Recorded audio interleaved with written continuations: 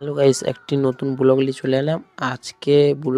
আজকে আমার বন্ধুর বাড়িতে পুজো হবে গাইস। নিয়ে আমাকে ডেকেছে, নিয়ে আজকে আমি যাব তাদের বাড়ি। আর তাদের বাড়িতে পুজো হবে, নিয়ে তাদের বাড়িতে এখানে একটা মন্দির রয়েছে। নিয়ে মন্দিরে একটি সাধু বাবার ঘটনা আজকে দেখাবো আর বলবো এই ঘটনাটা। আপনারা এই ভিডিওটা দেখুন আর দেখাই আপনাদেরকে। হ্যালো গাইস, এটাই হলো কোনটা আমি বলছিলাম সাধু বাবাটা শক্তি অনেক গাইস। সাধু বাবাটা এখন মারা গেছে, অনেক শক্তি গাইস ওর। আর ওর নাকি বলছিল যা বলতো এটাই হতো সত্য। মানে ও নাকি বলেছিল আমি মরবো গর্ত করতে, নিয়ে গর্ত করেছিল, নিয়ে এটাতে ঘুমিয়েছিল। এটা তো বুঝতে পারছেন গাইস, অনেক পুরনো, এটা অনেক পুরনো গাইস এটা। নিয়ে ও বলছিল আমি মরবো, নিয়ে গ্রাম ঘরের লোককে বলেছিল গর্ত করতে, গর্ত করেছিল।